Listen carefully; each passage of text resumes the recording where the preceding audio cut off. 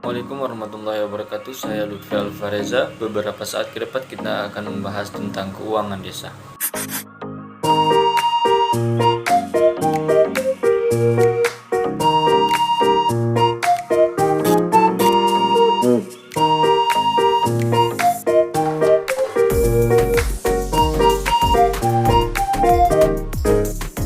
Keuangan desa mencakup semua hak kewajiban desa yang dapat dinilai dengan uang, serta segala bentuk uang dan barang terkait pelaksanaan hak dan kewajiban tersebut. Pengelolaan keuangan desa harus dilakukan secara transparan, akuntabel, dan partisipatif, sesuai dengan nomor peraturan Menteri Dalam Negeri nomor 20 tahun 2018. Elemen utama keuangan desa. Yang pertama, pendapatan desa, kemudian belanja desa, dan pembiayaan desa. Adapun pendapatan desa, yaitu meliputi pendapatan asli desa, pendapatan transfer dari pemerintah, dan pendapatan lain-lainnya. Belanja desa semua pengeluaran untuk penyelenggaraan pemerintahan di pembangunan desa dibagi menjadi beberapa kategori seperti belanja pegawai, barang jasa, dan modal. Pembiayaan desa, penerimaan dan pengeluaran yang perlu dibayar kembali, termasuk sisa lebih perhitungan anggaran tahun sebelumnya.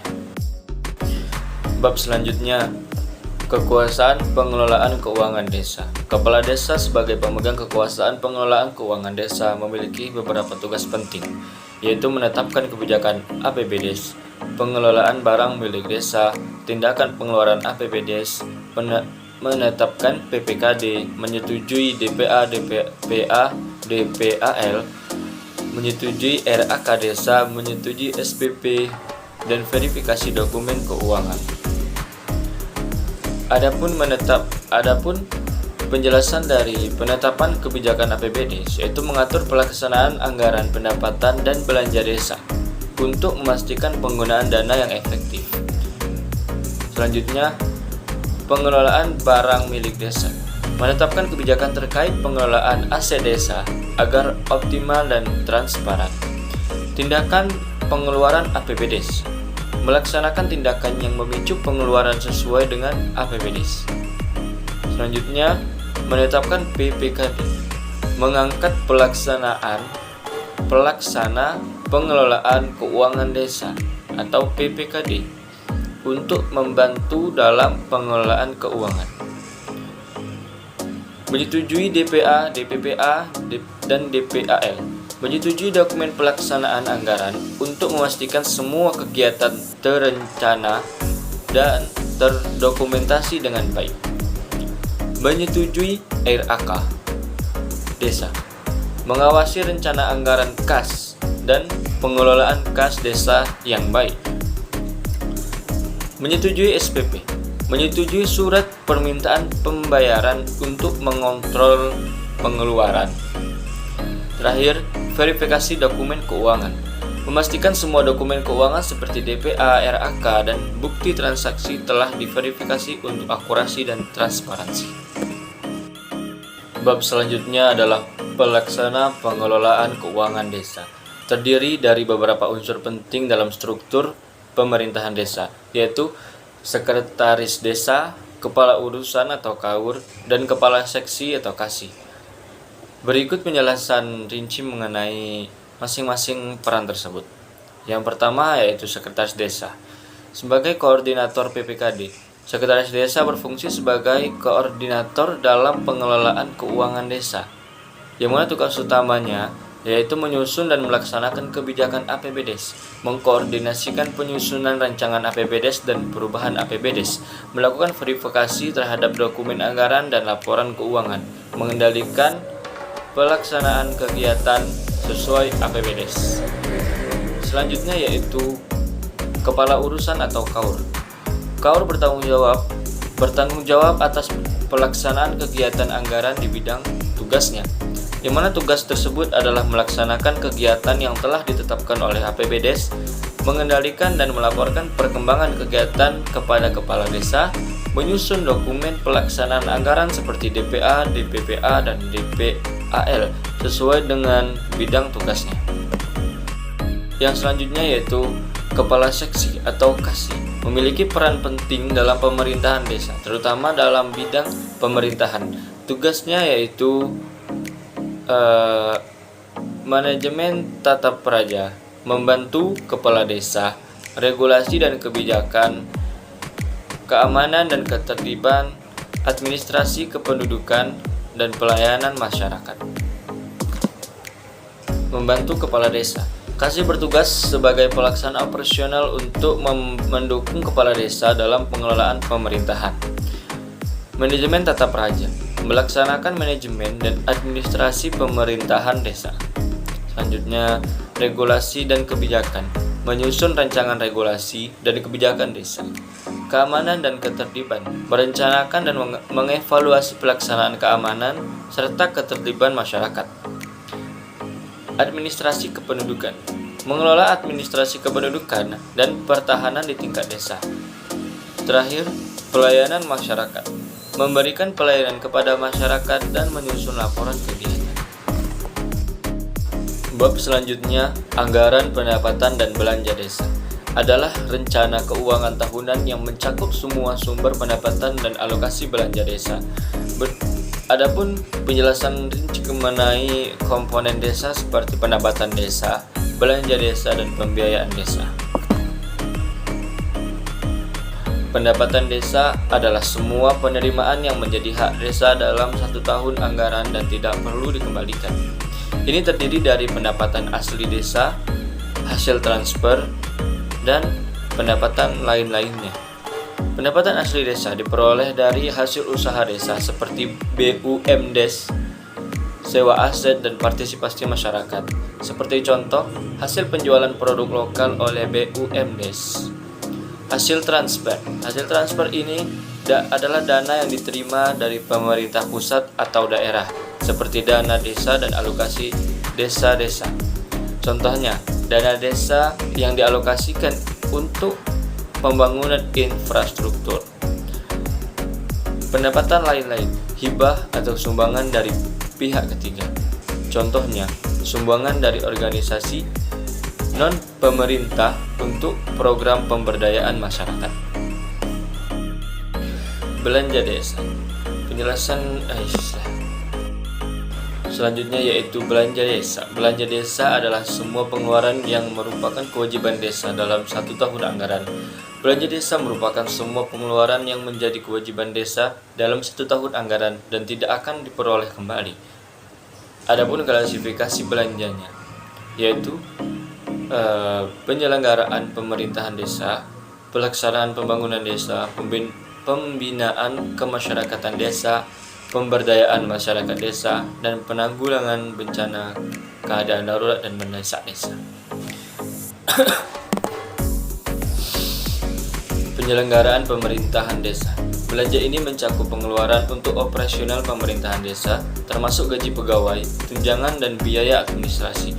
Contohnya, gaji kepala desa dan perangkat desa untuk menjalankan fungsi pemerintahan. Selanjutnya yaitu pelaksanaan pembangunan desa, pengeluaran untuk proyek pembangunan infrastruktur dan fasilitas umum. Contohnya, pembangunan jalan desa atau jembatan yang mendukung aksesibilitas masyarakat. Selanjutnya, pembinaan kemasyarakatan desa, belanja untuk kegiatan yang mendukung pengembangan masyarakat seperti pelatihan dan penyuluhan. Contohnya, program pelatihan keterampilan bagi warga desa untuk meningkatkan ekonomi lokal. Selanjutnya, pemberdayaan masyarakat desa, pengeluaran untuk meningkatkan kapasitas masyarakat dalam mengelola sumber daya dan program. Contohnya, dukungan dana untuk kelompok usaha bersama KUB di desa. Terakhir, penanggulangan bencana, keadaan darurat, dan mendesak desa. Belanja untuk menghadapi situasi darurat seperti bencana alam. Contohnya, pengadaan bantuan sembako bagi warga yang terdampak bencana banjir. Pembahasan selanjutnya yaitu pembiayaan desa. Pembiayaan desa mencakup penerimaan dan pengeluaran yang berkaitan dengan pengelola keuangan desa. Penerimaan pembiayaan yaitu sisa lebih perhitungan anggarannya atau silpa dari tahun sebelumnya atau hasil penjualan aset desa. Contohnya, silpa yang digunakan untuk mendanai proyek baru. Dan penjelasan pengeluaran pembiayaan. Pengeluaran untuk pembentukan dana cadangan atau penyertaan modal. Contoh, penyertaan modal pada usaha baru yang dikelola oleh BUMS. Pembahasan selanjutnya yaitu pengelolaan keuangan desa, mencakup 5 tahapan penting, yaitu perencanaan, pelaksanaan, penatausahaan, pelaporan, dan pertanggungjawaban. Perencanaan merupakan langkah awal dalam mengelola keuangan desa yang dilakukan melalui penyusunan anggaran pendapatan dan belanja desa. Proses ini melibatkan musyawarah masyarakat untuk mengidentifikasi kebutuhan dan prioritas pembangunan yang dituangkan dalam rencana kerja pemerintah desa dan rencana pembangunan jangka menengah desa. APBDes yang disusun harus sesuai dengan pedoman yang ditetapkan oleh pemerintah daerah. Selanjutnya yaitu pelaksanaan. Pengelolaan keuangan desa adalah tahap di mana anggaran yang telah disusun oleh APBDes dilaksanakan. Ini mencakup penerimaan dan pengeluaran dana melalui rekening kas desa yang ditunjuk. Kepala desa bertanggung jawab untuk mengawasi pelaksanaan anggaran dan menugaskan perangkat desa untuk melaksanakan kegiatan sesuai dengan dokumen penyelenggaraan anggaran yang telah disetujui Berikutnya yaitu penatausahaan. Penatausahaan adalah proses pencatatan semua transaksi keuangan yang dilakukan oleh bendahara desa. Setiap penerimaan dan pengeluaran dicatat secara sistematis dalam buku kas umum, buku kas pembantu pajak, dan buku bank. Bendahara wajib melakukan tutup buku setiap akhir bulan dan menyampaikan laporan kepada kepala desa untuk diverifikasi. Penatausahaan yang baik memastikan transparansi dan akuntabilitas dalam pengelolaan keuangan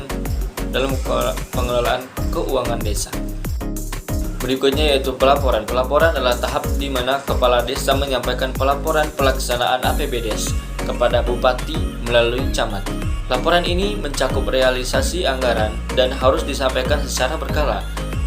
Biasanya setiap semester. Pelaporan yang tepat waktu dan akurat penting untuk menjaga akuntabilitas penggunaan dana desa. Berikutnya yaitu pertanggungjawaban. Pertanggungjawaban merupakan kewajiban bendahara desa untuk mempertanggungjawabkan semua penerimaan dan pengeluaran yang telah dilakukan. Ini termasuk menyediakan laporan keuangan yang jelas dan transparansi kepada masyarakat dan pemerintah. Pertanggungjawaban ini juga menjadi dasar bagi evaluasi kinerja pengelolaan keuangan desa. Bab selanjutnya yaitu korupsi yang bisa saja terjadi dengan sebuah modus-modus tertentu, seperti membuat rancangan anggaran di atas harga pasar. Dana desa digunakan untuk pertanggungjawaban biaya proyek fisik dari sumber lain. Selanjutnya pemungutan atau pemotongan nama desa oleh oknum pejabat kecamatan atau kabupaten. Peminjaman sementara dana desa untuk kepentingan pribadi tapi tidak dikembalikan. Markup pembayaran honorarium perangkat desa. Membuat perjalanan dinas fiktif oleh kepala desa dan jajarannya. Pemungutan pajak retribusi desa namun tidak disetor ke kas desa. Markup pembayaran alat tulis kantor. Kong kali kong dalam proyek yang didanai oleh desa. Pemangkasan anggaran publik yang dialokasikan untuk kepentingan perangkat desa. Pembelian inventaris kantor dengan dana desa namun peruntukan secara pribadi. Membuat kegiatan atau proyek fiktif yang dananya dibebankan dari dana desa. Kemendagri nomor 20 tahun 2018 pasal 2 menegaskan asas-asas pengelolaan keuangan desa sebagai berikut. Transparan. Masyarakat memiliki hak untuk mengetahui dan mengakses informasi terkait keuangan desa. Selanjutnya, akuntabel. Kewajiban untuk mempertanggungjawabkan pengelolaan sumber daya dan kewajiban yang ditetapkan. Berikutnya itu partisipatif, melibatkan kelembagaan desa dan masyarakat dalam penyelenggaraan pemerintahan desa. Tertib dan disiplin anggaran, pengelolaan keuangan harus mengikuti aturan yang berlaku.